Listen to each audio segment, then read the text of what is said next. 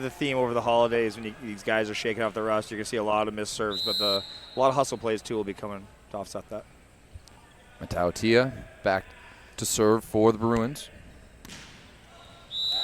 And that one's going to catch the corner. Ace serve there for with the ace. The Bruins. 6'4" senior out of Iwa Beach, Hawaii, Austin Matautia.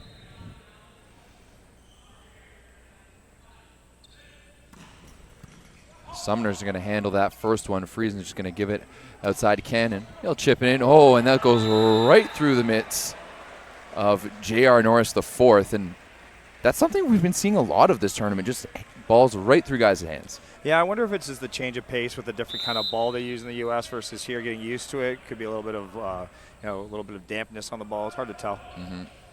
That Molten is a little bit stickier. They're going to go in the pipe to Matautia, and that's in the net. We're all tied up at 2 here, and this rotation for UCLA really, really hurt them against Trinity Western. It'll be interesting to see if rotation 3 gets stronger for the Bruins. Kennedy's going to put that ball in. Great pass by Matautia. That's slowed down there. UCLA is going to get that ball back. Great dig down the line there by Sumner. Now Friesen, big long swing. Does he catch a touch? No.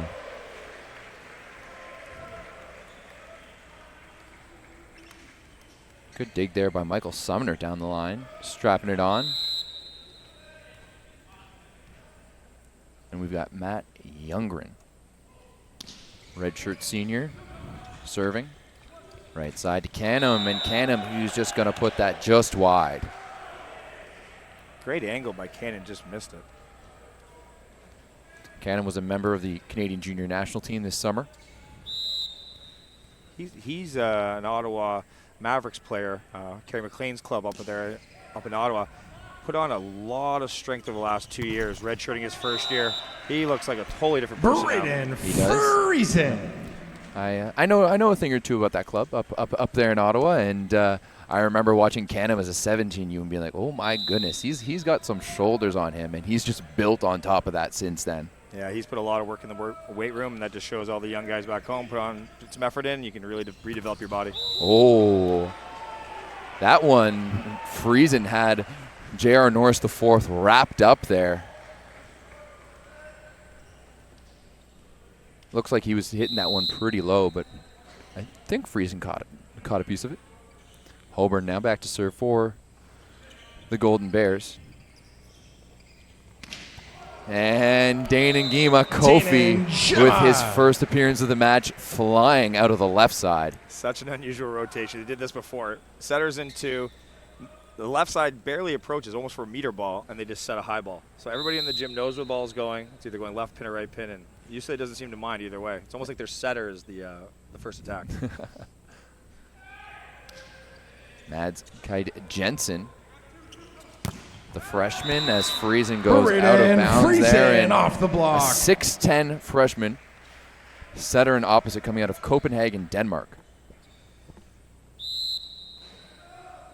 Obviously some big shoes to fill now that Micah Maha has improved on to the professional ranks. We got to see Maha play in Winnipeg this year at the NORCECA Championships, where the United States finished second, losing to Cuba in the finals. Oh, and that's a net violation there by UCLA, Ian Eschenberg, sophomore out of Newbury Park, California. And it was funny, before the event, I was talking to UCLA assistant coach John Hawks, who was the head coach of that U.S. squad at the NORCECA Championships, and we were both kind of in agreement that it's really too bad that Canada lost in the semifinals to Cuba, because everyone really wanted to see that USA-Canada matchup. Absolutely. The Cubans have a ton of talent, never let any games off, so the Canadians have to get through those guys first, but that would have been a great opportunity for us. Absolutely. I would have loved to have seen how Canada did against the young upstart Americans, because I really like that collection of Americans for, let's call it that A2 team, almost the secondary team. Yeah, there's a lot of really young, talented guys there. TJ DeFalco, Kyle on the right side, a bunch of setters. So, yeah, they've got all the tools to reload for the next cycle. Brendan Sanders, Micah Ma'a, Jeff Jendrick. I mean, the list goes on and on. Absolutely.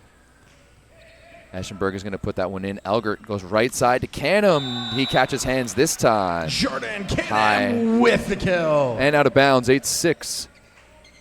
Golden Bear lead. Friesen heading back to serve out of Regina, second year. Watch Kofi, Danon coming around.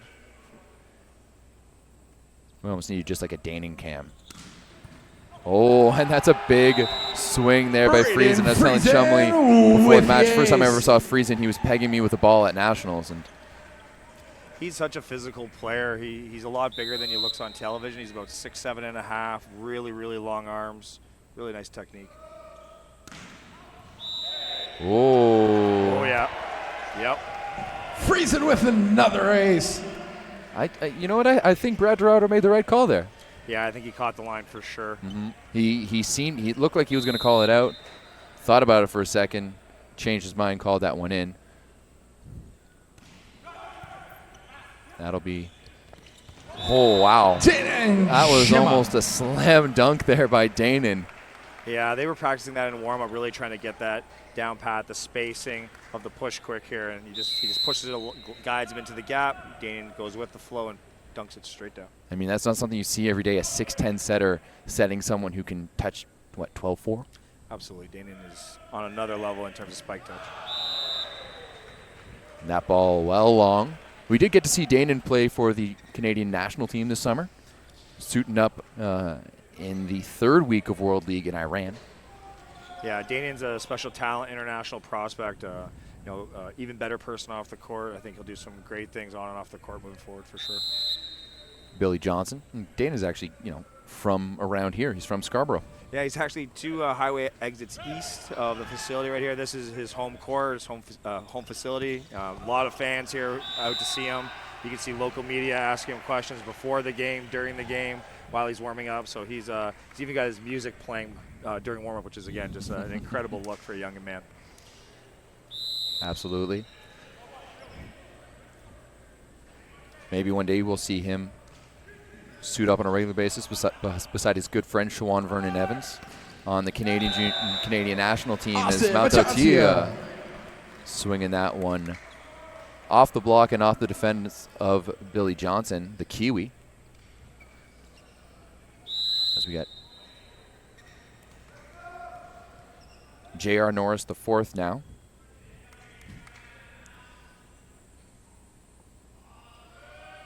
And you go with the spinner. And that one's long. 13-8 so far for the Golden Bears. And the Golden Bears have had kind of an up and down first half to their season. Got some good wins. The only team to have beat Trinity Western this season. It was funny.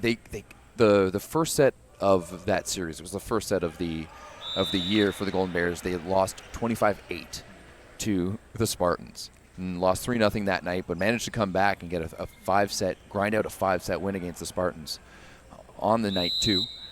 And since then split some series, but they've been looking very, very good so far this week. Yeah, I can't believe how physical the Alberta team looks. Like very similar to the Lewis team from Chicago. Mm-hmm. Big, strong guys, like with Hoper, Jackson, Johnson. They look really strong. And when you add in the guy like number 7, Max Elgert, running the show, it's a really nice team. They just have to gain some more experience, get guys into their roles, and I think they'll be just fine.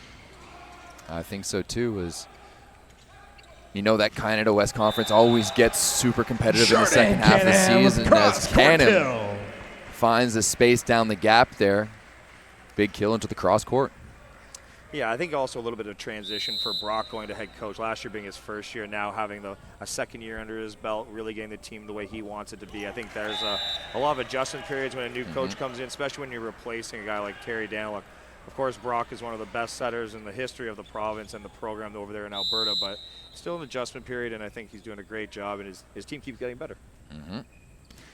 That they do is another missed serve there by UCLA, as that's been quite a few already here in this first set, 16-10.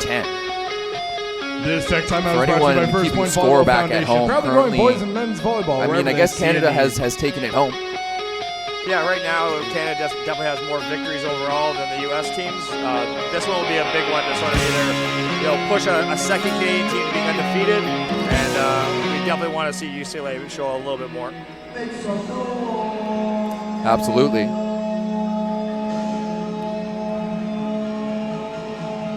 I mean, we do know that the Canadian teams are mid-season form, still preseason for the American teams, but it's been great to be able to see some of the top programs in North America go head to toe. And I mean, we're almost here, and I think maybe the Canadian teams gained a little bit of respect over the course of this week. Yeah, I think they definitely have. I think this will also prepare for this tournament to maybe even grow in the future years. I think this is a good start, but it's obvious that some of the American teams will want to come back up here for this event. And I think that just showcases what Ellie and Daniel Sherm have been able to have done this last couple of days with their crew. Yeah, absolutely. I mean, it's not unheard of. Of course, every year we do see some exchanges. UBC went down to Hawaii last year. The Golden Bears were down in California. We've seen both Ohio State and Long Beach play at McMaster, but there's nothing been quite like this on this scale with consecutive days to match up. And not only that, it's some of the top teams in the program, as when you're a 6'10 setter there, that is always going to be an option. Yeah, just like we said the last time they're in rotation too. They're serving the front row power. He's coming for almost a meter ball. The dump is almost emulating the first tempo attack like a quick, and they just have Dane and Norris on either pin as a release. That's something that you almost have to commit block on too, because of the height that he's contacting that ball. That's not a quick little read block, a quick little dump over the tape. He's touching that ball high. Yeah, I think Jensen has a very strong pedigree. It seems like he has a lot of long-term potential, but again, as an 18-year-old young man, he's got a lot of growth to do still, but there's a lot of upside there. CanAm now back to serve, second year out of Ottawa. Big serve there, putting UCLA out of system situation. They're going to get it thrown back in their face there by Billy Johnson, and now 18-11 for the Golden Bears. Yeah, right now, UCLA is just really, really struggling with their rotations. It seems like 3 out of 6 rotations seem to be a little bit off. There seems to be too many gaps and weaknesses in each rotation. People aren't really sure of their roles, and I think UCLA may have just graduated too many top-tier players in the last 2 years and just haven't been able to reload and fill those spots. One kid we're looking to see is number 3 coming off the bench is Cole Tetrazinski, a kid from a local GTA, a York Mills CI product, Pac-Man volleyball player. In my opinion, I think he's the finest freshman in the United States. I'm really excited to see what his potential is going to be. He's grown 2 inches, put on 20 pounds of muscle. In my opinion, I think this is a guy that needs to be out there on the court for UCLA in order to get back to where they want to be. If you've been following this tournament, you undoubtedly have heard of Xander Ketrazinski, who tore things up this weekend for the Ryerson Rams. Well, Cole is just his little brother, but not actually that much not that much littler. No, these two are super decorated players for young guys. Both of them were starters on the 2017 Team Ontario team that won not only the Canada Games but the USAV High Performance Championships. They were essentially the top team in North America that year. Absolutely. Got Eschenberg now serving, 6'5" sophomore, and that is going to be into the net. And the serving troubles continue for the Bruins. Watch Kofi. Danon coming around again, zone 2. Friesen crushes another one. Right to Danon, and makes no mistake about it. And it really, everyone in the gym knows where that ball is going, but can you stop it? No, it's a tough ball, especially when the setter at that height can get the ball to that height. Danon gets a full 3-step approach. It's going to be challenging, but they switched it up there. They went with a 61, so that's a good variation by Jensen.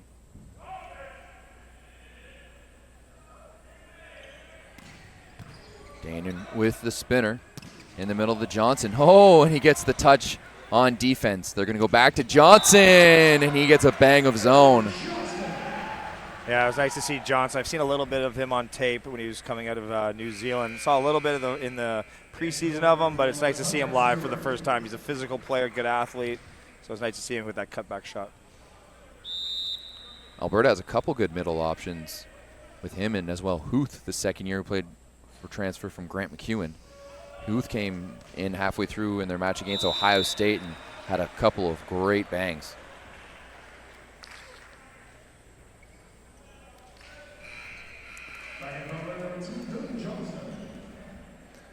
J.R. Norris IV is going to be subbed out here, actually. Sam Cobreen is going to come in. And is this, I believe this is almost a double sub. allowing Jansen to swing in the front row? Yeah, it's possible. They do this quite a bit. They had a preseason game against Pepperdine where they were using a 6-2, a full 6-2 system. So we were anticipating a 6-2 at the beginning of this tournament, but they've gone away to a 5-1, so we'll see what happens here. I mean, it's not uncommon for UCLA to run a 6-2 as George Holborn wraps up UCLA there, and it's 21-14 right now for the Golden Bears. UCLA did run, 6-2 quite a few times back when Mike Amawa was running the show. Yeah, they did. In his first and second year, I think they ran a 6-2 offense. Now Elgert serving it in. Ooh, that one is just long as Gerardo took a good long look at that one. Calls it on to the Bruins side. 21-15, Mount Tatia serving. Yeah, I think 23 Austin here. He's the one that really has to step up for UCLA. He's a fourth year, Team USA volleyball player. He really needs to step up, take a big load in terms of the volume of offense, and really produce for the Bruins this year. Another big, strong swing like Friesen. And you're right. I just haven't seen one player be able to take some attention away from Danon. And everyone knows that it's going to go to him on a good pass, and they're going to try to do whatever they can to get him clean looks. But even if one guy could just start getting a little bit hotter and putting some balls away on a consistent basis, and especially in transition situations, difficult situations, someone needs to kind of take those reins before, other than Danon. I fully agree. Kennedy. Oh, and then that one drops in. What a great serve by Kennedy, catching that back line, floated it right over top the inside seam and dropped it. It's a great pop on his float serve that makes it just fall at the last second. Set point here for the Golden Bears. Outside to Jansen, does well to throw that one off the block. I'm curious to see what the numbers are going to look like between sets. If the setter here, 21 Jansen, has more attempts than Austin and Danon, I think we're going to have a big change. Not in terms of personnel, but I think we're going to see a change in sort of style of play. I don't think you want your setter having the most attempts, especially when you have two international athletes on your court. Daniel Matheny serving it in, and that is going to be in the net in set one. 25-16 in favor of the Alberta Golden Bears, and definitely not what you and I were expecting, and probably not what anyone here watching or in the stands were expecting either. Absolutely. It's really fitting that we're finishing off the decade with such great volleyball, because this has hands down been the best decade for Canadian volleyball, bar none. On every metric that you can put it on, it has been incredible, and I really think that this has almost been a coming out party for some of these Canadian teams, right? And, I remember 10 years ago, we had maybe a dozen guys playing professionally overseas. Now with that number's well over 100, right? And I think it's something like 48 women playing overseas, which is also a record for Canadian volleyball. We're the current female volleyball beach world champions, right? With sending two really good teams to the Olympics, right? If you go back to 2008, no representation whatsoever by Canadian volleyball at the Olympics, and since then that has changed significantly. Yeah, I think Canadian volleyball in general is progressively improving. I think it starts at the top, and I think it's just filtered down ever since Glenn Hogue sort of took the reins of Team Canada. Julien Boucher, one of his longtime friends and colleagues, sort of teaming up and creating this sort of filter system down. I think it's a really, really good situation for Team Canada. And I think on the girls' side, we have a new American coach and Coach Black, Ben Josephson, one of the top university coaches, helping out there. I think the sky's the limit, and I think Canadians aren't really scared to compete at the highest levels anymore either, which is nice to see. No, absolutely not. And it's funny, I remember a few years ago, actually, I was still a club player, and we had one of the members of the national team come into our gym. He didn't have a contract at the time, which now one of our national team's players not having a contract, it would be crazy. And, I remember him talking, he told us, he's like, yeah, we took a set off the Americans, and, they were excited about it. And then fast forward, 2015, Canada beats the U.S. in Detroit to win the NORCECA Champions Cup in a 5-setter. And since then, they've essentially been even. And Kofi's going to kick us off there, second point of the set with a big block. Same play each rotation. Every single time Jansen has been in rotation too. High ball outside. No middle attempt. Very interesting. Jansen now back to serve. And that one is well long. Just touch late on that arm swing. Yeah, he's still developing, 6'10", 18 years old. You can definitely see he's got the right ideas. He's just, just trying to execute it, shake off some of that Christmas rust. Big shoes to fill in the place of Micah Ma as well. As that ball is long as well. Teams trading missed serves. We've got a new player on, number 12, Alex Knight. He started against the Trinity Western team earlier in the week. Sumner's going to handle that one. The back push pipe there to Jackson Kennedy. A bit of a miscommunication there as Mateo Tio's tapping his chest and being, that should be me. And you're right, that should be the types of situations that Mateo Tia is stepping up, and especially when you have Kofi in the front row, you need to be taking advantage of those easier transitions opportunities. And CanAm's going to put that one long. So a slow start here to this second set.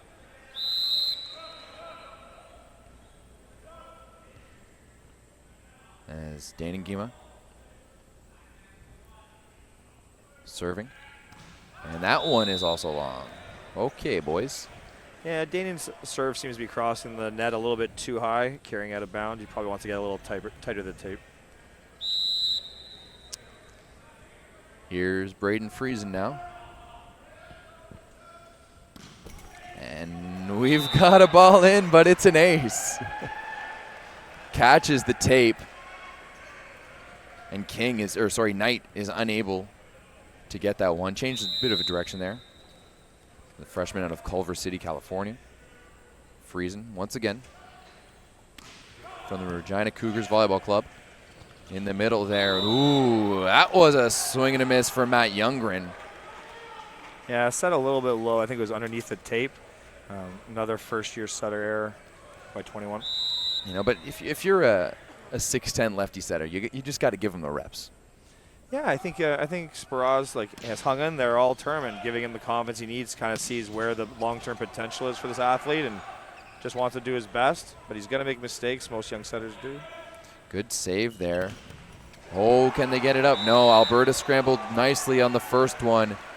CanAm took that shot nicely off the chest, but into the bench. See, this is what I was really hoping to see more UCLA do. This back row quick, they like the Bic. That's a staple of John Spiraz's offense, whether it's USA Volleyball, whether it was UC Irvine. His bread and butter has always been the back row Bic. So I'd like to see a little bit more of that, and I think it'll be more effective as they go if they use it. J.R. Norris IV puts his serve long, and we really haven't seen anything from him yet this afternoon. No, they're going to need more production out of their pin players, definitely. Billy Johnson now serving for the Bears. And that one is long. 7-5 for the Golden Bears. We've had more missed serves than literally anything else in this set. As now Mautautia back to serve. Oh, that one was also a missed serve, but Jordan Cannon got in the way of it. He's been working out too much. He's so big and so strong, got too many muscles, he couldn't even get out of the way of the ball. Oh, this might be one of the weirdest sets of volleyball I've ever seen. Mautautia again. Oh, that one's a good serve, and here we finally got a rally going, and CanAm, big swing out of the C ball. Really nice discipline by Elgert, holding the 31 position, releasing it to the C ball, and then our boy from Ottawa finishes the deal through the high seam. Elgert has been a part of this Golden Bears roster for quite a bit. I believe this is his 4th year on the team, but he did, he suffered concussion in his 2nd year that kept him out a little bit, and then last year kind of split his time with Luke Brisbane, and he seems to me to be really settling nicely into that number one starter, nonstop role, which we actually saw him take in his first year. Yeah, Luke Brisbane's a quality setter from Australia. As a former setter, it is good to have someone to push you and someone to chase, absolutely. But there is a sense of satisfaction when you know you are the main guy. You don't have to look over your shoulder. You can play your way through tough situations. And Max was already, the top setter for U18, U17 in the country coming out of high school. Mm-hmm. So him selling this role is definitely not a surprise to either one of us. But to the people at home, this kid's been this good since he was 16. Yeah, he absolutely has. Serving that one is Matt Youngren. On to the baseline. Now it's just a 1-point lead here for the Golden Bears. Elgert he's a Fog kid, right? Yes, yeah. Absolutely. Yep. Friends of Greg? Friends of George. Friends of George. Friends of George, yeah. It's an Edmonton Volleyball club, a very strong club. His father was actually the coach of that team. So, very excellent team. Won national championship in their 18-year over Shawan and his Pac-Man squad with Tariq Sani. So, very good team. C-ball to Norris the fourth, and I believe that's his first kill of the match. That is definitely his best. If it's not his first kill, it's his second, and it's nice to see such a physical guy get a nice set and just pull it on the ball and see what happens. Really nice swing. UCLA in a bit of a better rhythm here so far in the second set. Just putting that one in was Jansen. Kennedy got that one put back, and Holborn puts it over. Ooh, and that swing by Knight is long. UCLA looking for the touch, none given. I don't think there was one. No, I don't think there was a touch either. 21, put up a decent ball. Probably would have put his player a little bit tighter to the net, but overall, just a little bit out. George Holborn now serving for, ooh, that one was out, but not by much.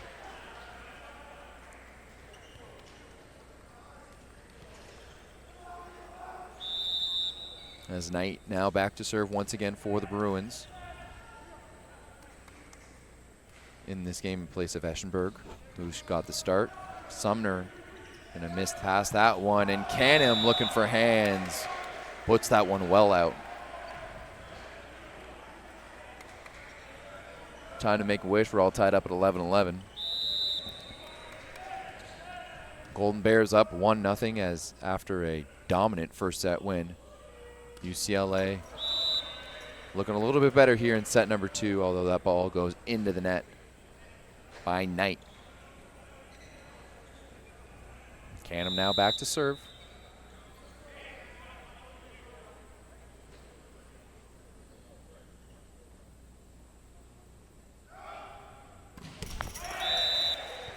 And another hammer right into the net.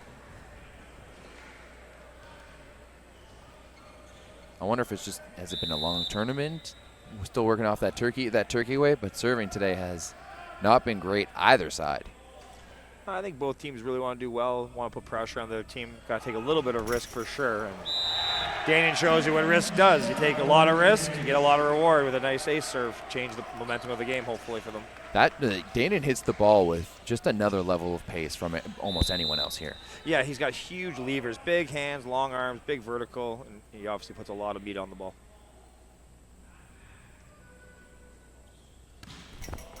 That one into the bottom of the tape now. 13 all around. Yeah, it could even be overthinking a little bit. Sometimes when you just go back and you just take a big chunk of the court, you just kind of put a lot of pace, a little bit of bend on the ball, knock it into a big seam. Usually a lot of good things happen. I found that was one of the successes we saw from Trinity earlier in the day. Even Lewis, they were taking big, massive swings at the ball, long angles, and they were doing some great things. I think these teams need to maybe take a little book out of that. Dan Matheny in now as Friesen puts that one into the net.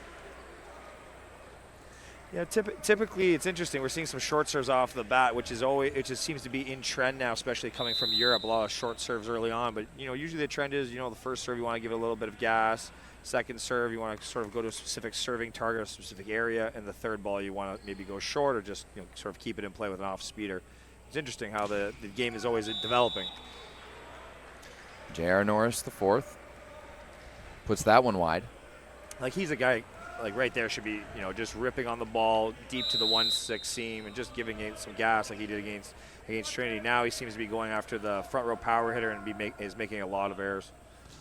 Johnson will put that one in, and Knight unable to handle it.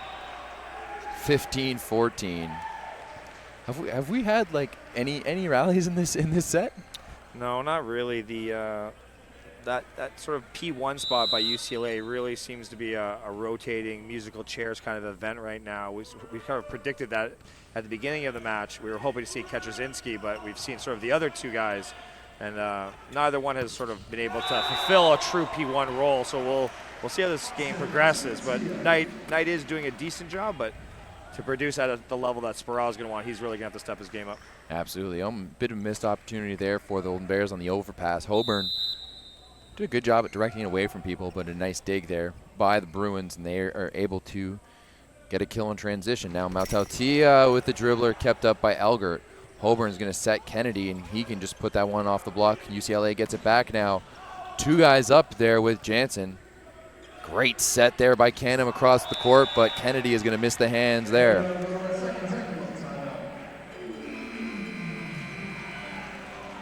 Jansen went for the dump on that one, but he telegraphs that quite a bit, and Alberta was able to get 4 sets of hands four hands on the ball. Yeah, you might want to see the back row right side on that ball, or even keep the ball in the front row a little bit there.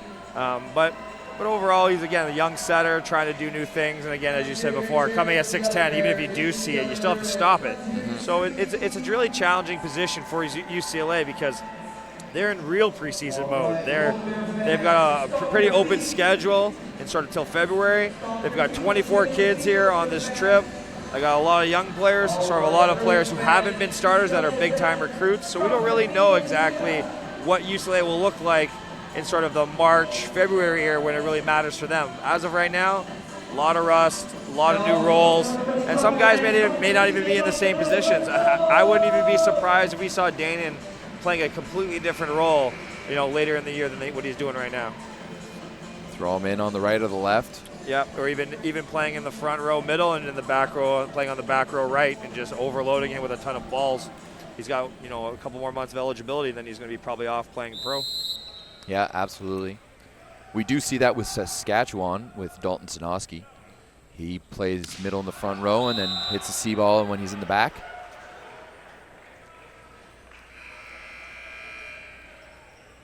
And now we're seeing Cam Kern come in. If you've been watching us, it is little brother of Jacob Kern from Trinity Western. First-year setter out of Alberta, or Edmonton, sorry.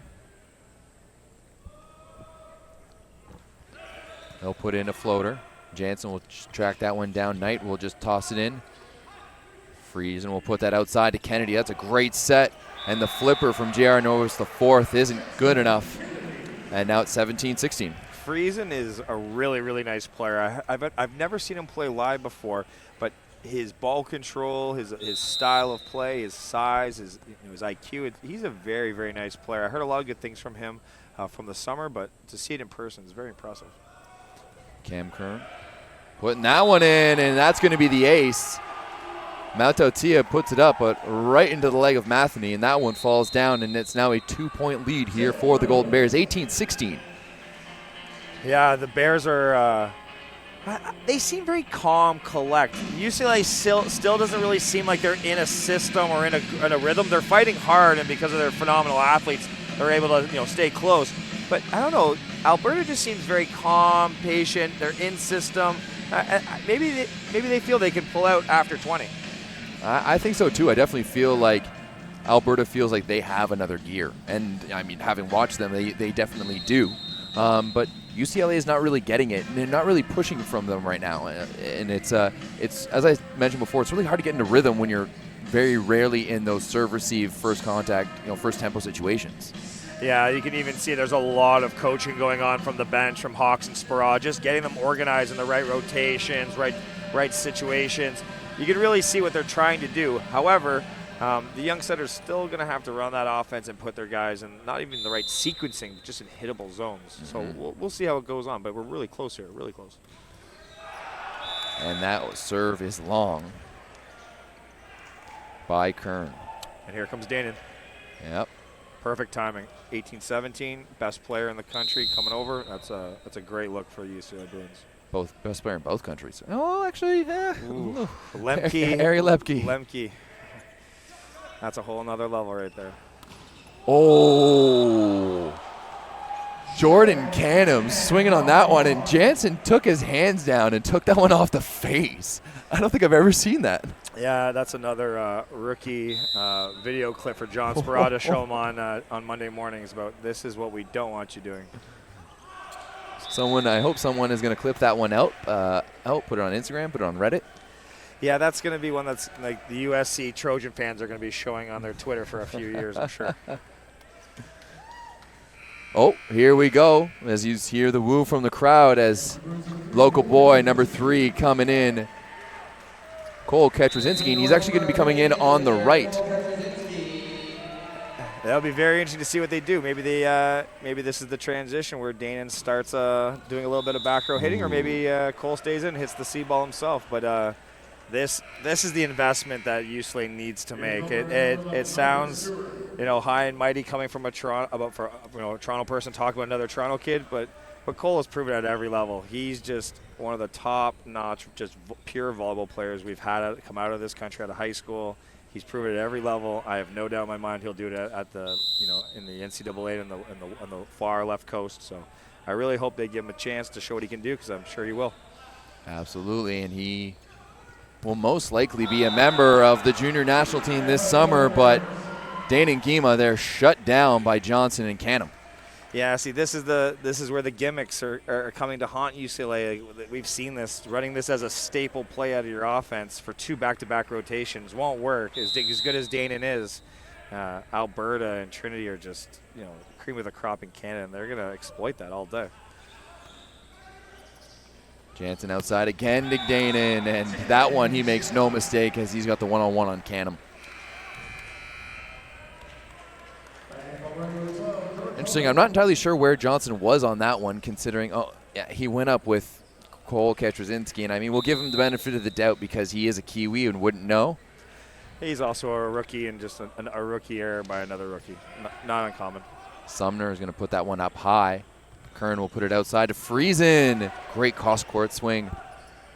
Knight now, and that one is go off the block and out of bounds, and UCLA pulls within 1. That was a huge ball hit by Friesen, but number 14, Cole Power, the libero, comes up with a pitcher-perfect dig. Just pitcher-perfect, and gets them to a nice timeout. Knight does a good job there, putting that ball off the hands. 21-20 in favor of the Golden Bears. They're looking to take a stranglehold of this match and go up 2-0. I really, really like the timeout, by the way, by Brock Davidoff. Calling this at 21 instead of at 21 all. I like the fact that he's looking for a timeout and a buffer of a 2-point lead, thinking, hey, I only need to side out 4 more times and I can end the match. So young setters sitting at home, you got a 21-20 lead, 4 straight side outs, and that set is yours. So constantly thinking about 1 point at a time, but also seeing the big picture of 25 coming around the corner. Yeah, it's just like taking vitamin C. It's a preemptive measure. Absolutely. You feel that cold coming along, and start popping that vitamin C and echinacea, and let's fight this thing early. And that's exactly what Brock Davidoff decided to do there. As they are still in control of this match. Yeah, and we'll see right after the serve. It was a good timeout.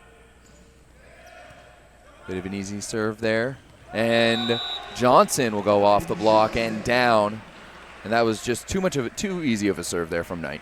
Yeah, and the other thing that's interesting is, tight as this game is kind of getting, they still have their backup young Kern setter in, like the young guy from Edmonton. Like, they haven't brought Max back in, so full confidence in this young setter, which is a really nice compliment by the coaching staff. Yeah, he was a member of the youth national team this summer, so he does come from quality. We know that. Ooh, as that was a bit of an ugly one-handed set there by Jansen, but they've been doing a very good job at not calling hand calls all week. We're not here to see the refs call doubles. So, hey, let's let the 6'10" guy, ooh.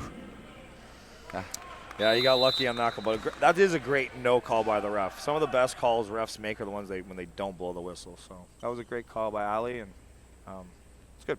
Sam Berge now. Oh, Friesen's going to play that one despite the out call. He's going to get another swing, and it hits my camera. Great. That goes out of bounds.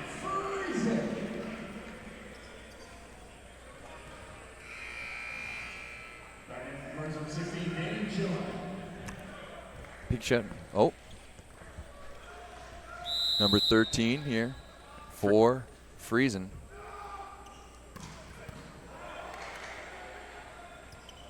Oh, and the tip there by Matheny.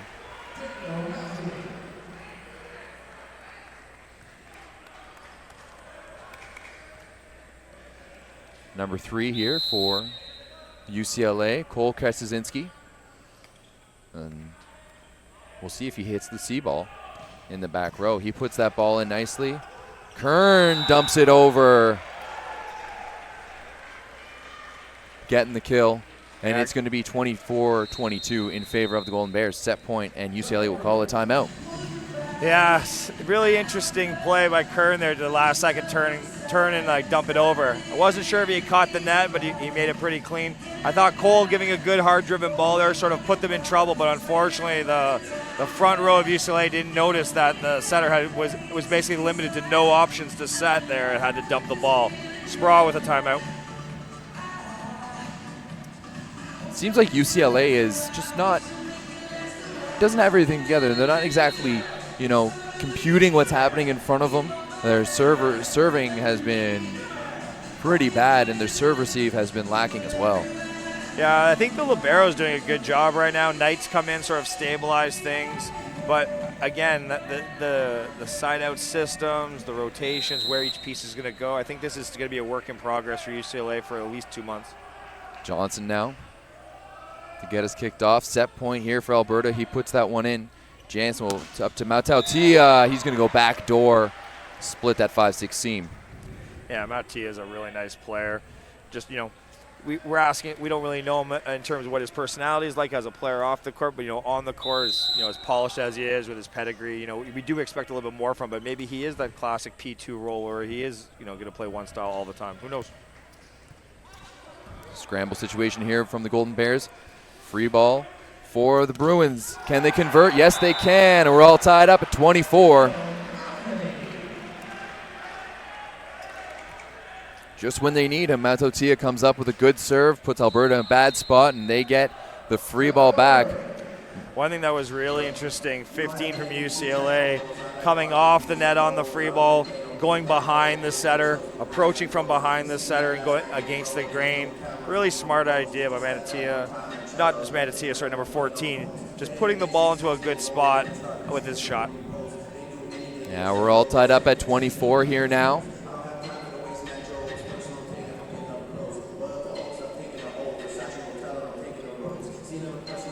Last few seconds of this timeout, and it'll be interesting to see what Alberta. And you know what? I don't even know if Alberta's timeouts are really going to be tactical, or if it's just more of a sip of water and a quick breather.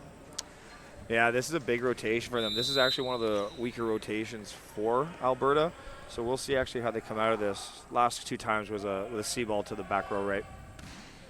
Matautia puts that one in. It'll go outside to Kennedy. That's low. He just dumps it over. Now a chance for the Bruins. Outside to Knight, and he does a good job of putting that one right into the block and down. And now we have Bruins set point. They fought off a couple from the Golden Bears and now have one of their own. As we see there, Kern just not able to seal the net. Just needs to engage that core a little bit more. Just push over. And that one is just long by Matautia. We're all tied up at 25. Now Kern is heading back to the back row. Canam's back in the front. All 3 options there with Friesen in the pipe as well. Tough rotation for UCLA. Tough one. If it's outside now to Knight. Oh, he does such a good job. Goes up off the block and out of bounds. I was just about to say, if that ball's tight, you got to go up on the second ball with Jansen. Well, yes and no for sure. I agree that you're going to have to definitely consider it, but I think that ball was really, really well managed by UCLA and very impressive side out, and now they have a chance to steal the second set. Daningima back in. Matheny serving for UCLA at Sumner. That's going to be a one pass. CanAm will get a swing off the net, off the block. Oh, Matheny with a diving chicken wing save. Knight well off the net, chips that one in. Kern will take it. And Sumner's going to put that one for CanAm. He'll swing away. It's still alive here for the Golden Bears. Right to Danon. And Danon is going to swing away. And you know what? Maybe not the best of choices to give it right to that middle player. That's almost ideal for you as a middle. Get that ball right at your hands, right where you want it. You just toss it up, and you can pace yourself to swing away. And that's exactly what Danon did. We're sitting. And we are back now at the CanAm Volleyball Holiday Showcase, the Toronto Pan Am Sports Centre, the final match of this 4-day event. We're all tied up at one set apiece. The Alberta Golden Bears and the UCLA Bruins, and the Bruins snuck back in, fighting off a few set points and avoiding going down 2-0 to steal a set. And Elgert, who's back in now, kicks us off the missed serve. And there was a lot of those in the last set. Yeah, a lot of missed serves, a lot of rust to be kicked off. Guys might be thinking about tonight's events at Beach Blast. Not really sure. That's when we were making jokes that the Trinity boys wanted to get that last one done 3-0 because they got tickets to the Raptors game tonight. Good pass there from CanAm. And that connection between Elgert and Hoburn isn't there. Yeah, Danon seems pretty engaged right now with his body language, pointing at guys, being a leader vocally. That's a good sign for UCLA. It looks like they've switched CanAm and Friesen. And it looks like Friesen is now on the right and CanAm's on the left. Oh, really? That's a really interesting idea. Well, they've been working that rotation as well with Carter McIntyre and on the left side as well, too. But just interesting to see them do it mid-match like that. Yeah, that's a really cool idea by Brock. But you've got CanAm still hitting on the right here in this rotation, so interesting. And that ball out of bounds. We're also seeing a new libero in, Hunter Stewart, coming in, number 11, in place of Michael Sumner. I like these ideas by Brock Davidoff. I like the idea of how the NBA has gone almost positionless, and I like how the idea of even volleyball going that way eventually. I really like that. I absolutely do too, and you know it should be left, right, maybe middle. You can do it all as scramble play here for Alberta, and Friesen with the wipe. Great play there, two-handed, just like Kovacevic. See there here if we get a replay of that one, we do. Perfect net angle too, as he just goes up and right off the arms of Knight. Kennedy will put that one in to Mautautia. Right side here to Knight, and he's shut down, George Holborn. 4-2 Golden Bears. What a great close by 12. Friesen sets a perfect block.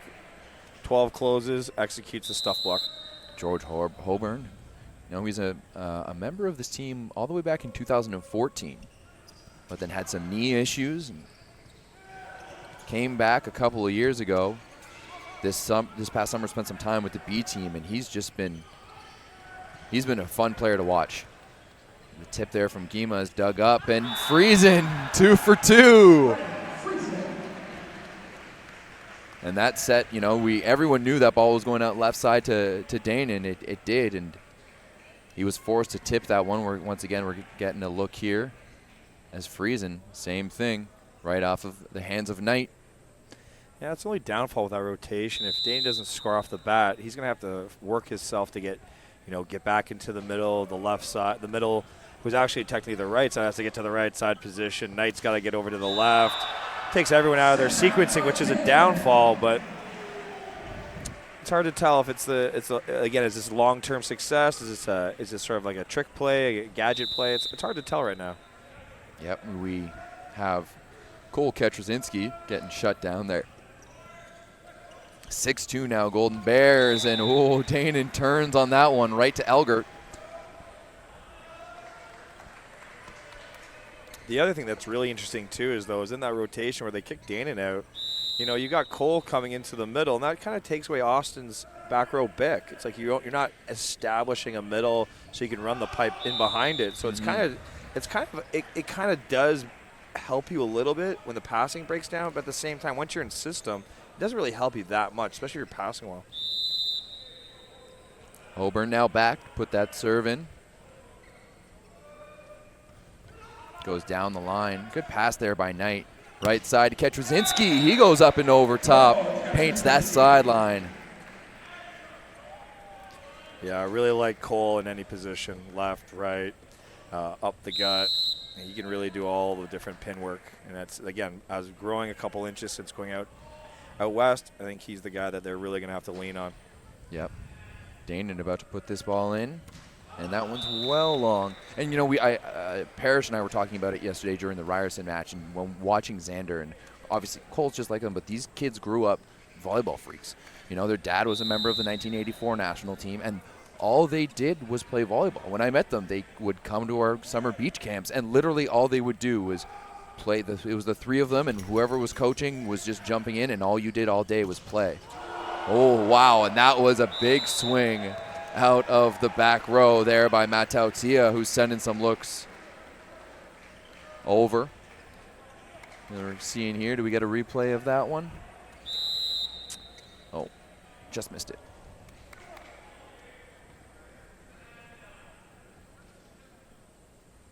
Ketrzinski again, and that serve is wide. 8-5. Oh, sorry, 9-5 for the Golden Bears now. Friesen back to serve. This is an interesting rotation here. Will they bend the ball to the one zone trying to trap Matatia? Let's see if they try to bend it.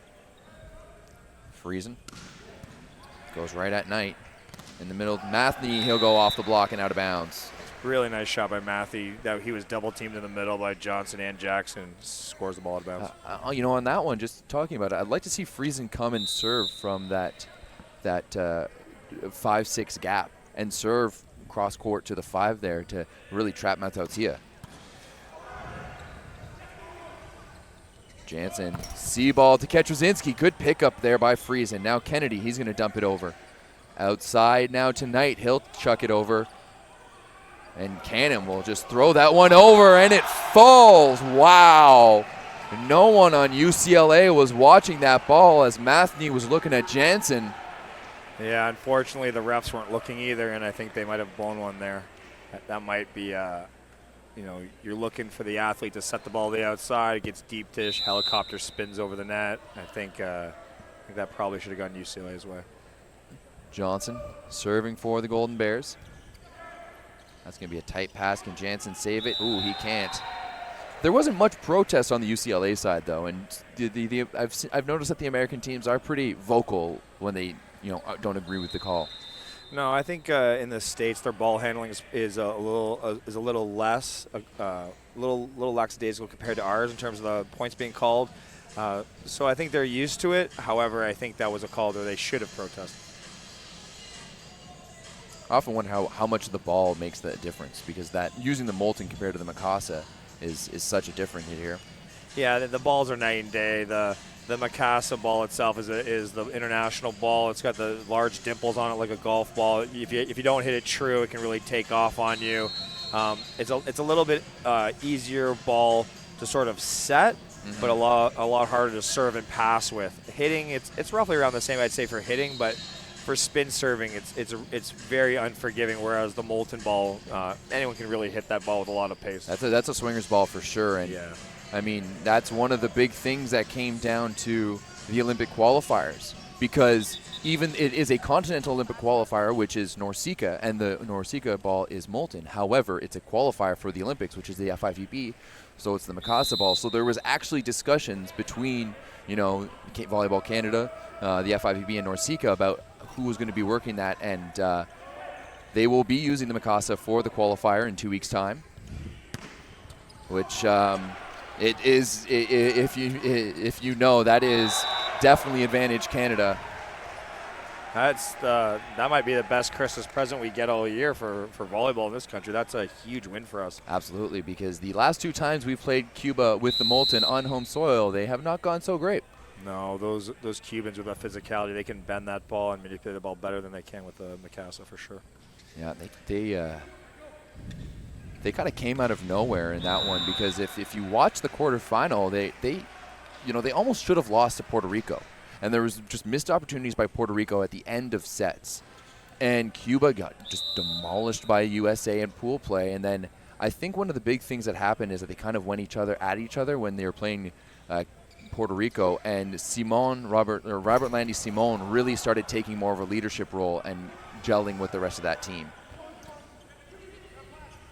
Elgert's going to give it outside here to Kennedy, and Kennedy is going to find that one into the net, and then it's going to be 12-8 in favor of the Golden Bears. Yeah, great block by Danon, and 21 there, Jensen. He just sets a great block, presses back inside exactly at the right time with Gemma. I think Jansen he's a very good volleyball player, right? He's just not quite a setter yet. No, not yet, but you can see he's got all the tools, big guy. He's just probably got to finish growing, get a little stronger, figure out what the UCLA system is, and go from there. And he just pounds an ace, so that shows exactly what he's capable of. We've had a few pretty good Danish players playing this tournament. Yeah, I think there's one of the middles from Long Beach State. Yeah, 13. Anderson. Yeah, he's fantastic, Yeah. national champion, fantastic player. Yeah, he's one of the few guys remaining from that starting lineup. Yeah, I thought he was the one guy that really took it to Trinity Western off the jump on the day one. So yeah, I remember that. Yeah, him and Shane Holdaway down the middle really held a lot of the load for LBSU on the first night. Absolutely. As that was a good swing there by CanAm off the block out of bounds. 13-9 here, and here's Kennedy. That one is going to be just, ooh. You call that one in. I thought I saw that one out. Jansen was saying it was in, so. No, I think it looked pretty. That was a pretty nifty serve. How he floated and just kind of caught an air vent and came down. That's a really neat serve. 14-9, and that one is going to be right at the libero. Jansen's going to go far cross court. Ketrazinski, they'll get it back. Jansen again back to Ketrazinski, a little bit faster pace this time. Gima will put it up for Knight, and that will be a great dig there by Elger, but now in rotation, and George Holborn shuts the door on Danon Gima. Big George was waiting, and you knew that when Danon was going to take that ball with his hands in first, he was going in. He was in tempo, and George just goes up there, reaches big, and shuts the door. Kennedy goes down the line now, right side to Knight. Doug on high to the middle. Friesen's just going to bump that one over. That was real tight. Tipped over. Ooh. And I wanted to see one of the UCLA players just go up and put that one down.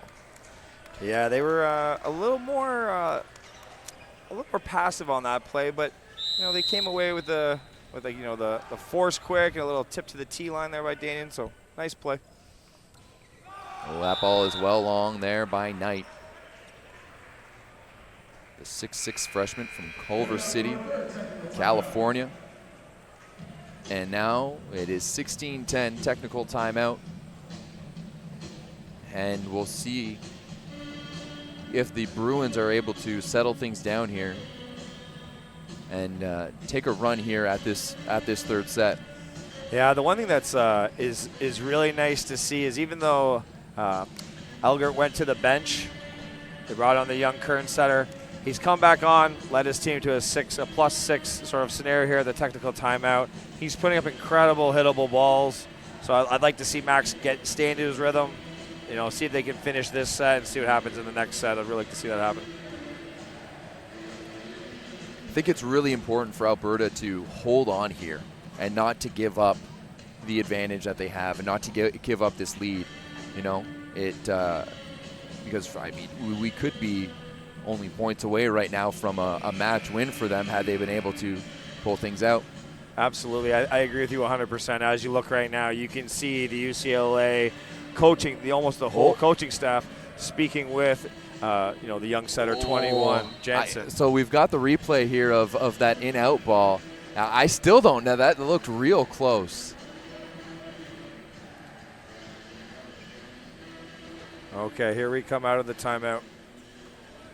I think we're going to have a play set here by UCLA. Yeah? It looks like it.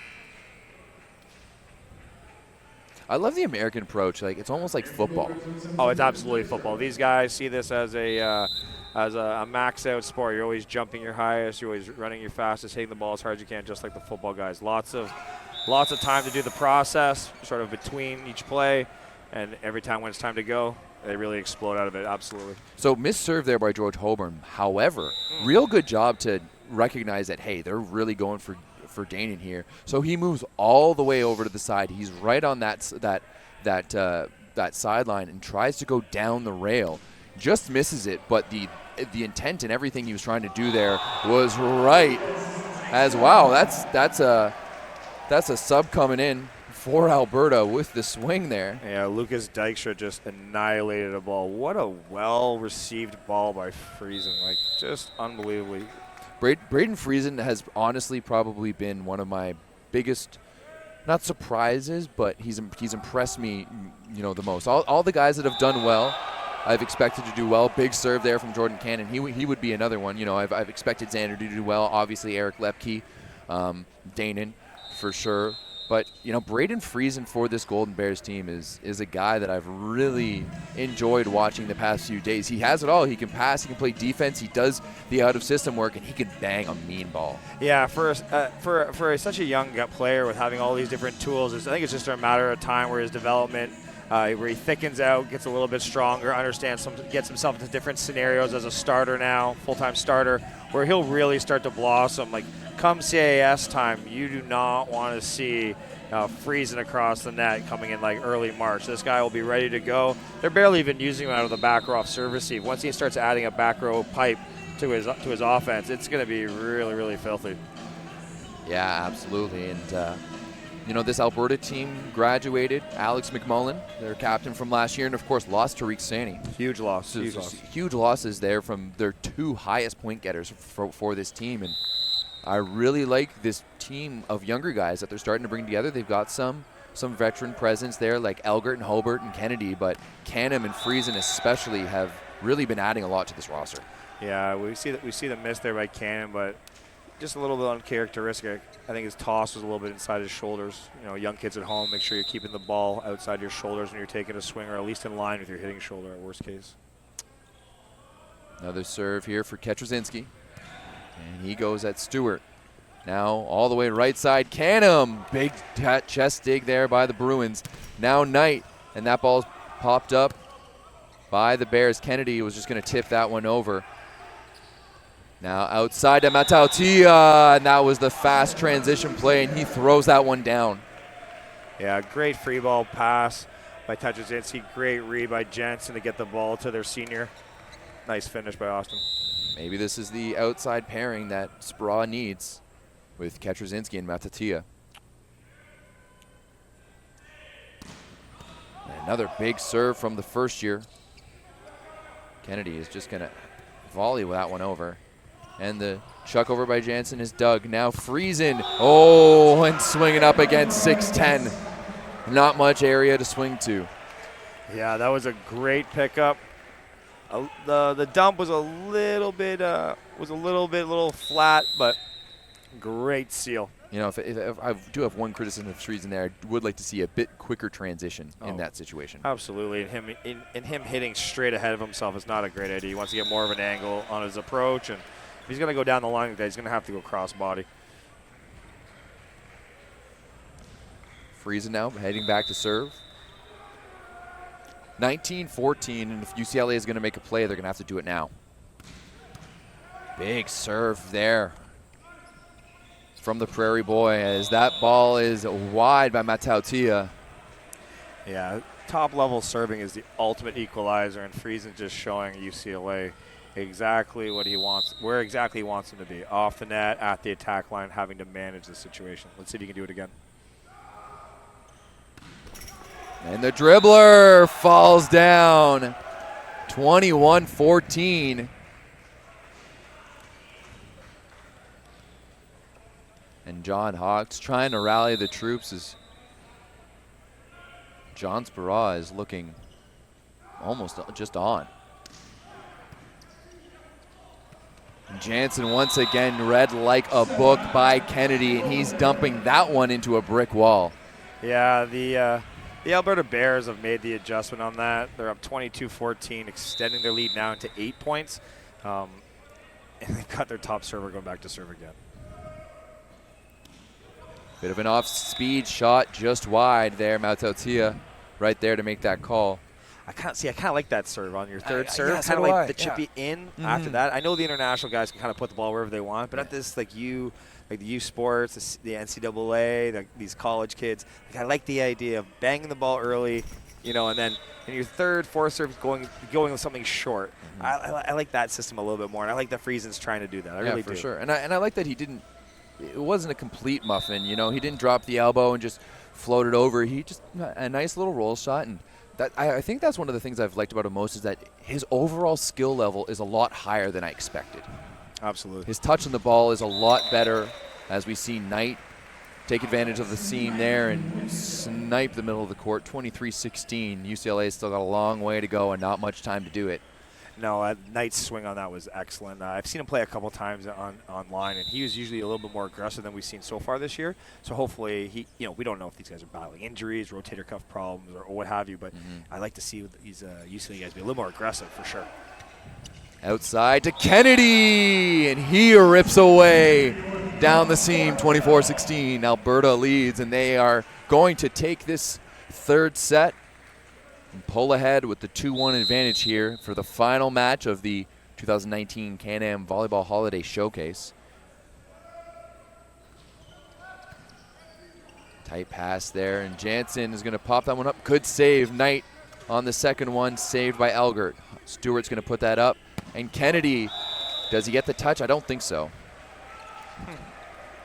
No, I thought he had it for sure there. Interesting, on that last rotation, Dana was faking like he was going to go outside and was coming in for a late meter ball there. It would have been almost like you're pump faking like you're going for the outside loop, and then you're coming inside for a late meter. A hall play all to yourself. Like that's basically like a Olympic triple jump play. Yeah. Like only Dana could probably pull that off. Pretty much, yeah. I can't even think of a guy internationally that could do that.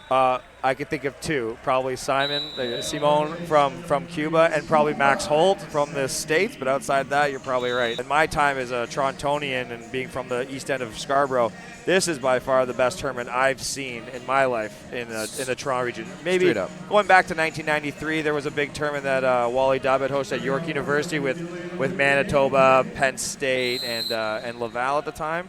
But this would be right up there.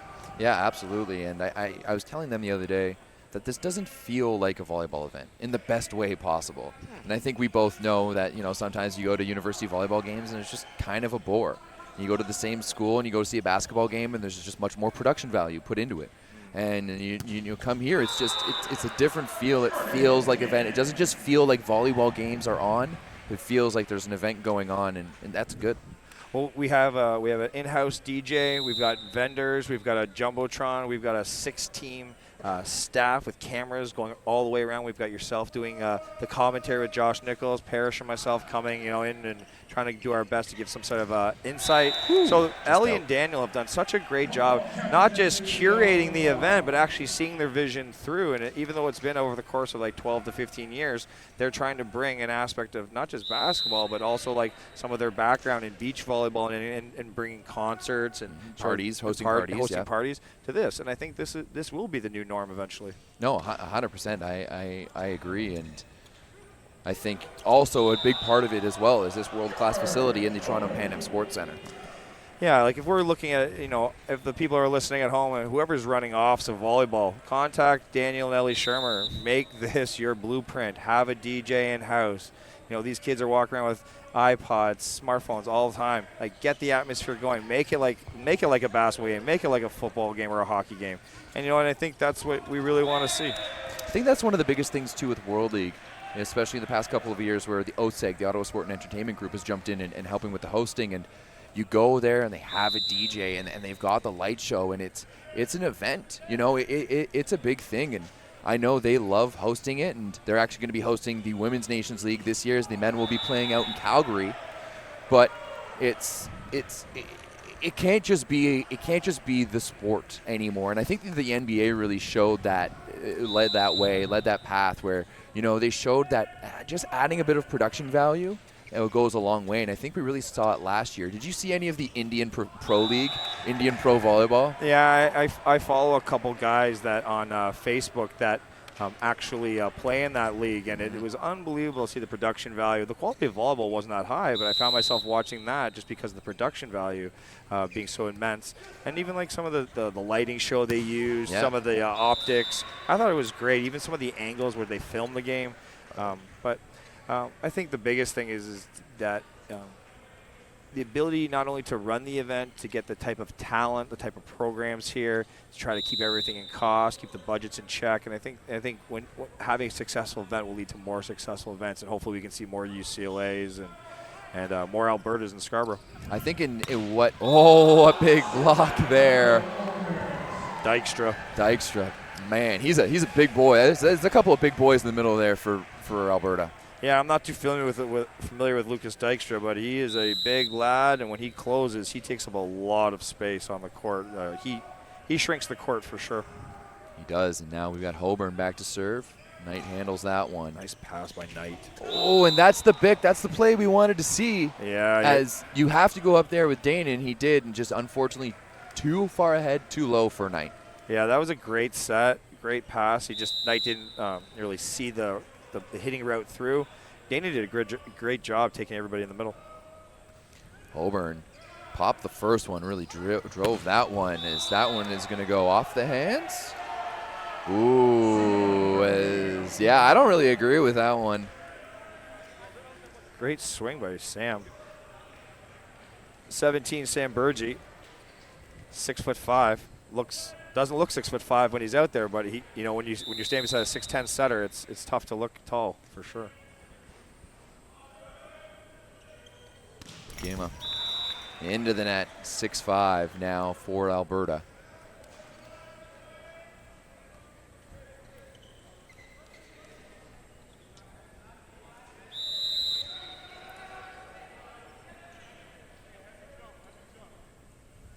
CanAm now back to serve for the Golden Bears. Oh, and a ripper. Wow. Going from 6-5, thumb down, and Briggy can't pass that ball out of body. Yeah, Cannon's with a huge shot there. Taking the shortest distance possible and just ramming it. Straight up for the first while, I thought his last name was Cannon. And I thought it was very, apropos. It is apropos, absolutely. Blasts that one into the net. His last name should be Cannon.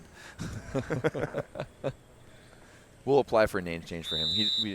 We'll tell him after the game. Hopefully his parents aren't listening. And now Ketrzynski. Oh, and that one is into the bottom of the tape. And I'd love to see the serving stats for UCLA after this match. Yeah, we don't want to see them right now. We'd be probably talking too much about serving numbers, but this is a big rotation again for UCLA. No Danon, Cole passing four-man. Big serve by Friesen. Ooh, Dykstra. I thought that ball was almost in the antenna or out, but Kennedy decided to play it. I mean, it turned out well. Ooh, it's real close. He's standing on that line, but who knows? But they converted regardless. 8-9-6 here for the Golden Bears. They lead 2-1, and they are looking to close this one out and remain undefeated here at the CanAm Volleyball Holiday Showcase. And wouldn't that be something with two undefeated Canadian teams after 4 days? Yeah, that would be an immense achievement. But the one thing that's really interesting right now is Sparaz on his feet. He's called a timeout. He wants to get back in this game. He's given exact instructions. I think early on he was sort of letting John Hawks sort of run the timeouts while he was trying to piece together what he felt was the macro decisions for the franchise and for the program. But right now he knows exactly what he wants. He's barking demands at guys, telling them exactly where he wants them to go. He's setting up plays probably for the next 4 rotations. And I think this is something where, where John really, really shines is when he's animated and he's engaged. And I think we should see a little push out of UCLA in the next few points. I mean, you've coached at a number of different levels, and sometimes, especially at this level, in the preseason, do you just kind of let the guys run with it and kind of see what develops before working with it? Yeah, there's times where you definitely want to do that. We don't play this, especially coming out of Ontario. Sometimes you don't see this kind of a valuable playing experience at this level, this early, like the Trinities of the world or the U of A. Sometimes you do. But you definitely want to do a blend of both, and John's just decided to do it a little bit on the back end. He's really going to press, knowing this is the last game. You can see he's got a lot of pride being a former Bruin himself. Ooh, and that serve by Friesen, going from the 1-1. I like that serve too, though. He just missed it, but I like that serve. You can tell that he's going thumb up on that one. He's going pinky down. He's trying to go from sideline to sideline. Yeah, that's a really valuable serve.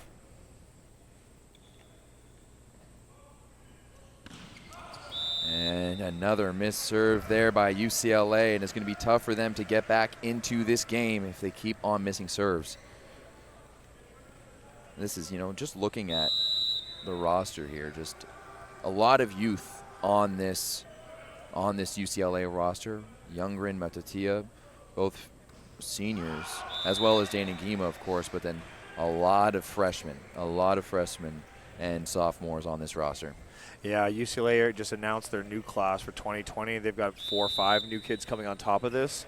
They usually carry traditionally around between 20 and 26 kids. They're famous for their 2-court system with the big blue tarp. If you're on the left side of the blue tarp, that's a good scenario. If you're on the right side of the blue tarp, you're kind of battling your way trying to get on the good side. So they've had players come from behind that blue tarp that no one's even heard of and end up being multiple All-Americans. So you never know with UCLA. Didn't Christian Cald walk on to UCLA and make his way over? Yeah, Christian Cald, former UCC athlete, rugby player, volleyball player, national champion. National champion at beach, unbelievable student. I believe he went to Harvard University. His older brother went to Harvard University, so at UCLA also a dynamite school. So they come from a very strong academic family. Absolutely. Elgert serving. Good pass there. Jansen to Gima, and oh my goodness. That was something else. And you know what? If you get a good pass like that, 6'10" setter, guy who touches 12-4, doesn't matter who you got blocking, because that was just another level. So Danon fakes like he goes outside for the outside ball, steps inside, hits that inside shoot, just like we predicted before. It's almost, like running the inside 33 with the left side, except you're just running an inside 31 with the middle. That was a great swing there by Kennedy, though, going thumb down the line. Yeah, Kennedy's a big guy, too. Even though he's pretty broad, he's also tall. He's about 6'7", just under, roughly around 2 meters, 200 centimeters, sorry. And he's a good-sized guy who's doing a good job. He doesn't take much risk, passes the ball fairly well. So he's doing his job. Tip there by Gima, and now he's going to have to take a swing off the net, and that block by Holborn and CanAm is out of bounds, and it's almost like Danon is trying to put this team on his back as he's just been getting all of the sets here. Well, Danon not only lives about 4 kilometers east of the facility here as a young man growing up, now obviously living out in UCLA, in LA doing his UCLA and doing his music, so he's moved up further to the left coast. But this is very similar style of offense. He was even running at his high school at Oliver Moa, and even in club for Scarborough Titans for Brian Singh. Just a guy that was a jack of all trades. The only thing we haven't seen from Danon is his pipe ball. Once we see his pipe ball, that'll be all of it. That was fun. Oh, that one just missing the sideline there. And, Mike Ama'a was pretty much setting Danon at, it was almost his 51 ball when he was hitting that pipe ball. It was gnarly. Yeah, Mike Ama'a is one of the more talented setters the USA Volleyball has right now. Just an absolute freak of nature athletically. You know what is funny? Last Christmas, not this one, I saw, and Mike Ama'a is from Hawaii as Danon tips that one over. But Mike Ama'a is from Hawaii, and they did this Christmas King of the Court tournament. And we're talking like both Crab brothers, the Beard brothers and McKibbins. There was some good players out there. And Ma'a is the one who took it home. Good big swing there from Danon. CanAm is going to put that over. Kennedy chips it over. Ooh, Knight with the beach set there, but the 3-man block is there to shut the door on the Bruins, and we're going to go to the technical now. Great discipline by Friesen. Closes right to Dykstra, along with CanAm, and they do a great job getting the point. 16-12 here, the Golden Bears lead. I got my first New Year's Eve kiss from Patrick Richardson. Hey, I'm kind of upset he didn't kiss me. Yeah, it must be all the diving competitions his father and I have gone through over the years. So Mike Richardson, undefeated in diving board points, by far the best diving board guy you can meet. Really? Absolutely. I would encourage everybody at Madawaska to get Mike Richardson and Patrick Richardson on the diving board, on the dock, maybe even on the slides. Oh, you know what? You are right. I have seen that couple times. I have to say, I think we need Madawaska to jump on as a sponsor next year because they seem to come up in almost every broadcast. Like Howie's just getting all of this free promo. Well, that's the genius of Howie Grossmayer. He just he knows how to keep his money and not spend it, I guess. That's a good businessman right there. Yeah, for those watching who don't know what Madawaska is and keep on hearing us reference it, it's basically an overnight volleyball camp. You know, the traditional overnight camp, log cabins in the middle of the woods, terrible food, no cell service. But it also involves about 6 hours of volleyball a day, and then what do the kids do in between volleyball? Oh, they play some more. It's an amazing experience for all the young kids in Ontario for sure. Yeah, maybe an even better one for the coaches. Serving now is Jordan CanAm. That's a big one, but it goes long. Just missed the baseline. Just missed. 16-13 here. I'm pretty sure like this tournament was built off of Madawaska connections. Of course, Ellie and Daniel haven't been there for years. That's where I met them. Now we have the serve by Ketrazinski. Ooh, that one is going to be called in. Drops down. Yeah, you were speaking earlier about just the natural volleyball talent of the Tetrazinski family overall, and you know, every time Cole does something good, it's just so normal to see. UCLA fans should get used to seeing him. Outside now to Friesen, chip down the line. That scores 6-17-14. That was it was tight to the net. I don't think Elgrid even touched it, and it almost scored on the UCLA side, and they had to send the free ball over, which is what allowed them to be in this situation here. And four-person serve receive on Friesen, and that's still going to be a tight one. But he's unable to track it down. Probably should have been a dig there. That was a really cool dump by Jance. He turns his chest to the net using his big left hand and kind of like just pokies it over, just drove it. I'm not even really sure how he contacted that. That was a really neat dump. Just driving it to that back corner. I'm sure he was trying to get it a little bit deeper. Yeah. Now here is Mautautia into the net. 18-15.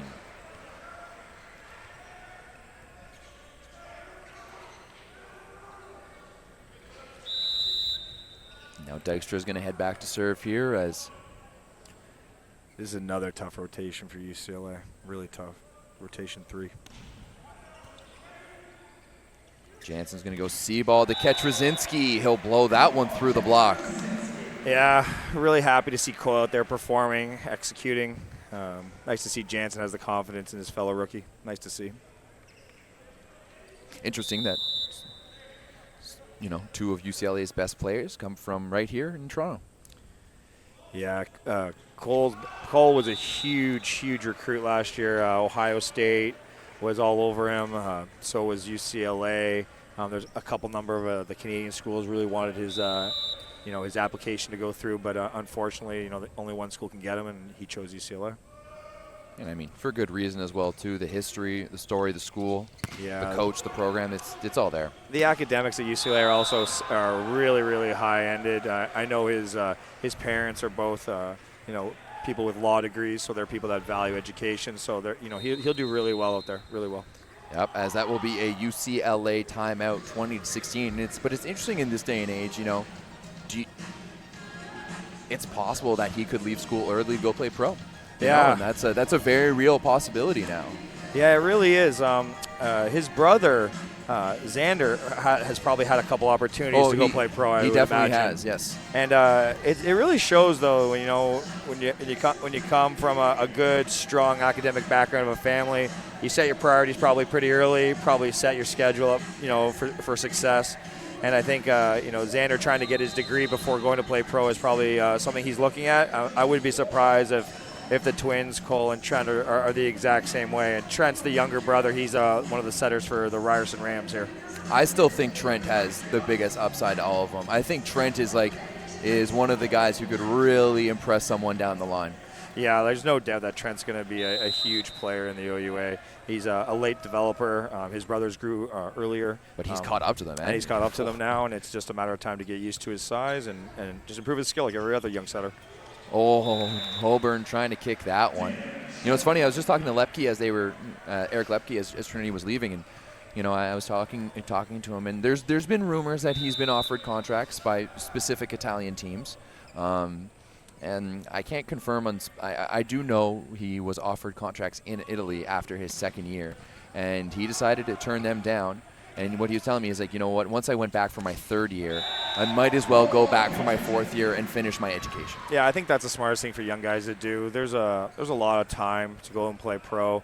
There are certain situations where you are an individual where your talents are so immense, like a Schwan, Vernon Evans, where Of course, yeah. the greatest thing you can do for yourself and the best thing you can do for your family and your friends is to go chase those dreams, a la LeBron James or Kobe Bryant or Kevin Garnett, where you can skip this process. But for most kids, they don't have that type of ability. So it's nice to see that guys are evaluating their education. It's nice to see. Good transition play there by UCLA. Alberta hustles well. They chase that one down well, but in system like that with Dan and Gima in the front row, it doesn't matter how much you commit block. It's going to be tough. Yeah, really nice on that free ball situation. Both outside hitters calling for the ball. Danon able to get a one-on-one with the 61 there and drive it home. Really nice job. 20-19 now for the Golden Bears. This is great. Wanting the match to end early is always a nice thing before New Year's, but the fact that UCLA is fighting John Speraw, again, can't see it right now because we're looking at the Bears trying to figure out how they're going to side out. But John Speraw is still over there. He's the head coach of the national team. He's won multiple championships at the NCAA level, and he is out there barking at his players, trying to get them to go 5. He has won NCAA championships, but never with UCLA. He won one as a player when he played for Al Skates yes. as an undersized passing middle, but he has yet to win one as a coach. You're correct, absolutely. Got to the finals, I think, 2 years ago. second year, yeah. The first Long Beach win. Yeah. Danon had something like 26 kills as Jansen is going to paint the sideline on that one, and that's a tough serve to make. He goes thumb up, sideline to sideline. Yeah, we're going to see a quick adjustment by Friese. Friesen's already smiling, already made the adjustment. We'll see where he goes next. Jansen once again, bit of a lower toss there. He opts to go with the float serve. I wonder if that was a mid-toss plan as Kennedy was going to go off the antenna, and it's UCLA advantage now, 21-20, and they seem to be down and out, and now they're right back in it, and they can smell that fifth set as we see it here, right into the antenna.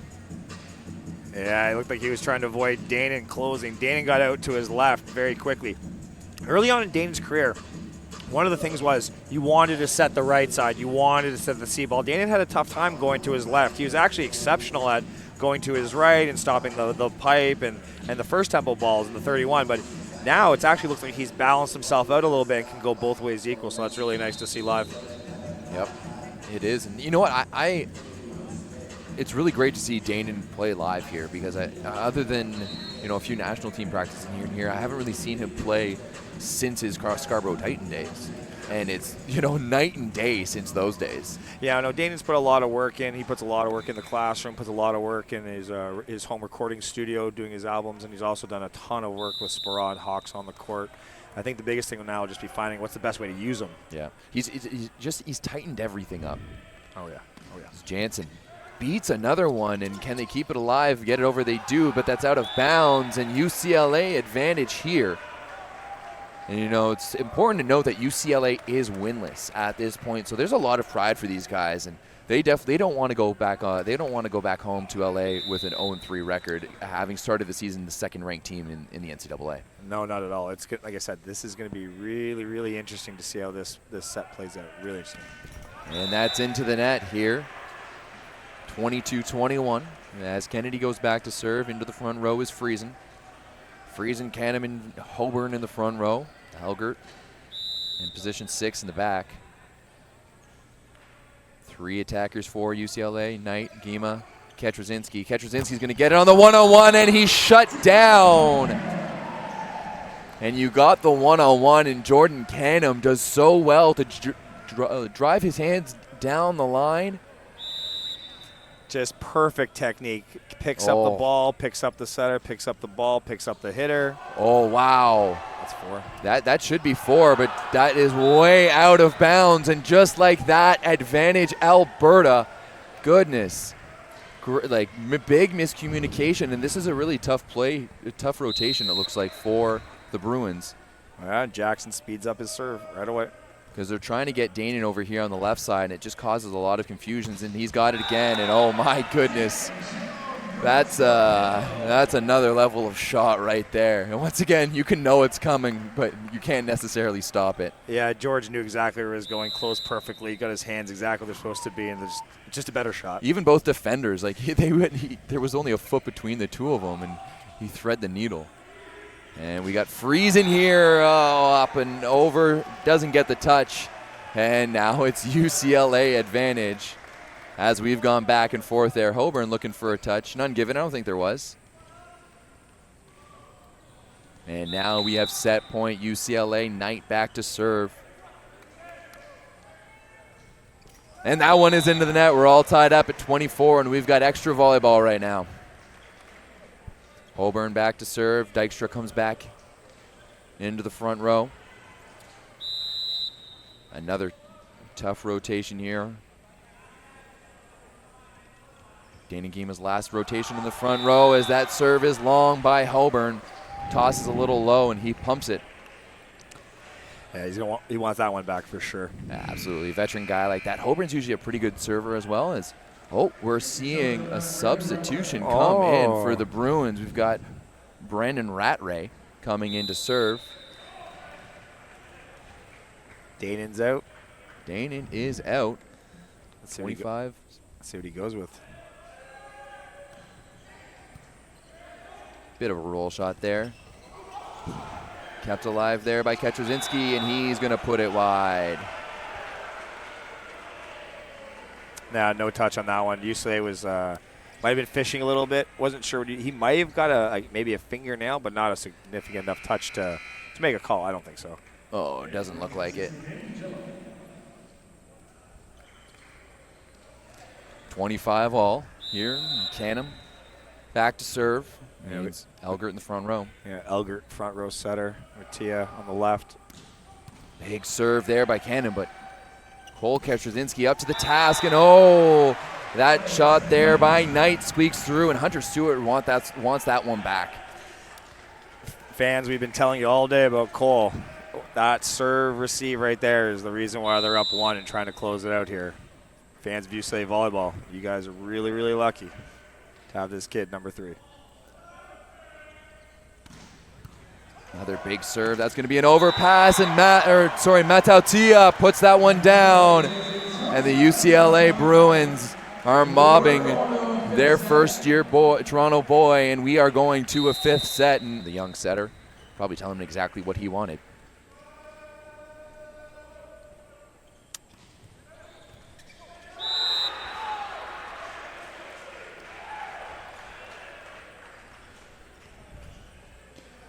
Point number 1 going to Alberta. And point number 2 will be, who knows? Good serve there by Elgert. And Gima, and once again right at Elgert. And I'm sure these two know each other somewhat. They both came from the same year of club. Yeah, they for sure. I think they've even maybe played a little bit at some Team Canada tryouts, so I'm sure they're familiar with each other. I think Olfert's going to have to, pinch in a little bit more on the angle that Gima's hitting. Jansen, another tough serve. Hunter Stewart not up to the task, and Jansen has really steadily improved throughout this match. I know we've been critical about him for most of the tournament, but man, he's improving every single point, especially this match. Against Trinity, of course, they put a different type of pressure on you, but he's really doing a great job, and he's limited his second contacts in terms of attacking, so it's good. He's going back to a traditional role.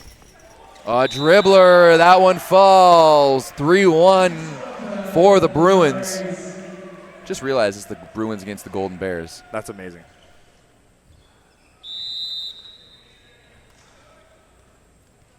Jansen once again, back to serve.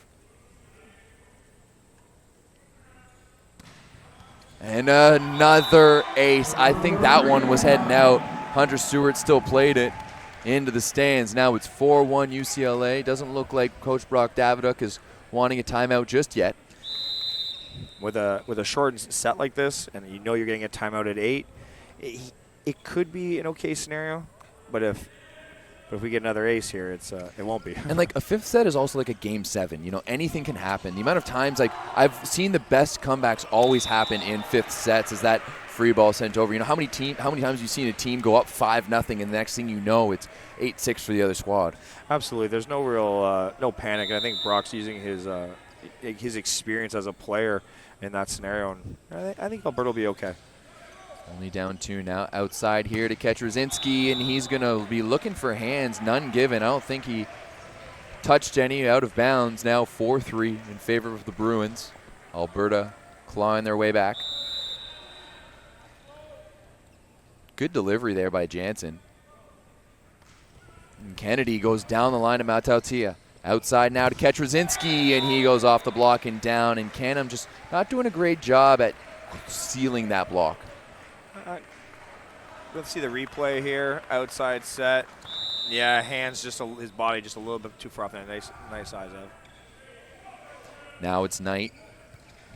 Good pass there from Hunter. Now to the pipe, and Jackson Kennedy with authority going down that 5-6 seam. Yeah, not a huge jump on by Kennedy, but a really good broad jump. Got really tight to the net, really pushes, being a big, strong guy, and then loads to the back line. George Hoburn now back to serve for the Golden Bears. Going right down the rail to Knight, and now Mautautia is going to miss that exact same shot that Ketch Rosinski did. And good coaching there by Brock Davidoff. Went from 4-1 to 5-5 real quick. It's amazing that they're trapping here in this rotation, trying to get. They want the ball to go to 23, and with Dykstra's size, he's shrinking the court, forcing him out of bounds. Really smart play. Good pass there from Knight. Ooh. And once again, using that Bic very well, and that was the first good connection there by Jansen and Knight. Yeah, really nice play. Sparrow's pipe is faster than everybody else's, and when it's effective, when it's on, it's very effective. Very effective. Kima now back to serve, 6-5 in favor of UCLA. What a serve there. Kennedy with a good pass. That is going to be, yeah, absolutely. Mautautia got the hands there of Elgert. I'm not entirely sure what he's complaining about. That ball was right on, we're going to see a great angle of here, right on the top of the tape. We see it there. Elgert was right there to make that set, and Mautautia reached over, not his spot to do so. I like that call by Ref Ali. I like that a lot. Now CanAm back to serve. Rips on that one, and it is long. Yeah, UCLA bench is calling out ball doesn't lie right away. I still think that was the right call. Yeah, it was. Ketrasinski back to serve now. Means Jansen's in the front row. And UCLA has struggled with Jansen in the front row, and they're just going to leave that one. That one was in. Kennedy and Stewart looking at that one. That one looked into me as UCLA will take the jump up 8-6 at the switch. Yeah, that's the one thing about Cole, too, that UCLA fans will notice as the season goes on. His spin serve is high, it's flat, it's deep with a lot of torque. It's a really nice looking serve. And here we see, oh yeah, well in. It's not even on the line. It's all on the green there, about 1.5 feet. Yeah, I think the libero, the seam integrity by 11 there, he probably needs to be sliding into that seam and taking that ball just to make sure if Kennedy wants to pull off and hit the pipe, he's there to pass that first ball. Interesting that they've gone to Stewart instead of Sumner. Sumner, you know, he is a national champion in the CCAA, won one with Red Deer College. Oh, wow. Couple of years ago at Fanshawe College. And you know, has also spent some time here with the Golden Bears. So he's a veteran guy. And even though he has struggled a little bit throughout this game, you would think that a veteran guy would be able to make some plays. But once again, it is a showcase. Really doesn't mean anything, but at the end of this tournament, it's their only bragging rights. Those are important at the end of the day, too. Yeah, bragging rights are key for these guys. Oh, and that serve is into the net. You know, and I think I mentioned it before, but I definitely think that the Canadian teams earn the respect. There's a few interesting comments on some of my YouTube videos from some American fans down the lines of, hey, Lewis is a Division II school and they're destroying Ryerson. Yeah. Yeah, I think that Lewis is a top 4 school in the NCAA, and Ryerson didn't finish top 4 in their conference last year. No, Lewis and Dan Friend and the history of that program, they've been doing some big things for a long time. Like It's the same thing as the schools like St. John's, those mid-major schools in NCAA basketball. Lewis and IPFW, those schools like that. Loyola Chicago. Yeah, Loyola Chicago is a big volleyball school. Big. Ooh, that one was called out of bounds. No touch. We're all tied up at 9. I like that block again. Just keeping it simple right now, and just getting your big middle blockers across the net, and let's just see what happens. I like this. This is a good scenario for both teams. It'll be interesting to see who goes ahead. Who flinches first? Yeah. Yeah. Oh, and Jansen. And that one was tough because he had hands in front of him, and it was right at CanAm, but still unable to make the play. We're the Golden Bears. Now, Danon gets to the front row. George is still in the front row. This should be the matchup that we're looking for. Both setters in the front row. This is exactly what UCLA wants, with their #1 hitter coming up to the front at 10-9. Matheny is going to serve this one in.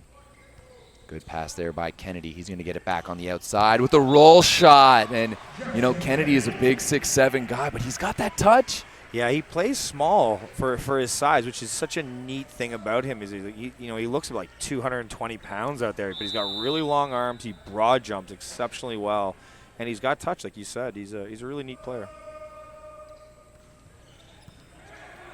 Good serve there by Elger. And now Ketrazinski. Oh, my goodness. What a shot there from the first year. Ridiculous, Cole. Ridiculous.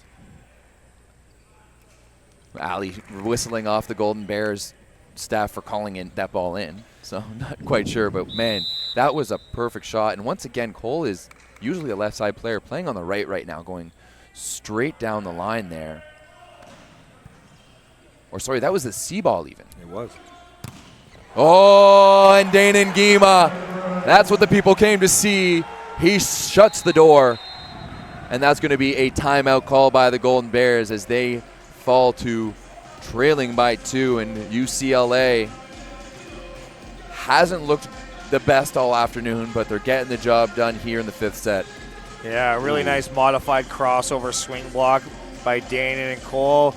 Sealing it perfectly, going right for ball and executing the block. Really nice job. A couple of Toronto boys there getting the job done. It's like the passing of the torch from one Toronto boy to the other on the UCLA Bruins. Kind of reminds me of Steve Hunt passing it to Brooks Sador a few years ago at Hawaii. Yeah, Brooks Sador was a big time recruit coming out of northern Alberta by the Grand Prairie Wolves area. Yeah, and he was a big time recruit, and I remember him getting recruited just after Steve, who had played for myself at the club level, had just finished at Hawaii, and both guys just really physical athletes, really physical. Just like beasts. Yeah. Really, like they would just go after it. Brooke currently playing in Cyprus while Steve is in Dubai. Jansen serve into the net. All right, we got life.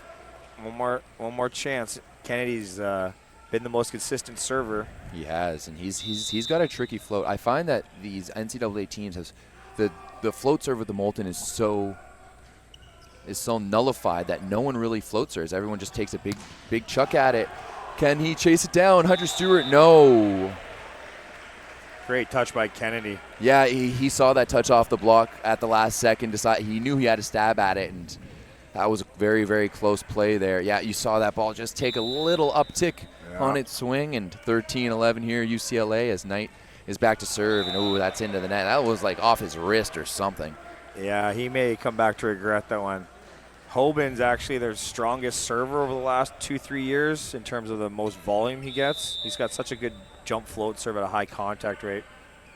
We'll see if he can do it again. George Hoburn goes right at Knight.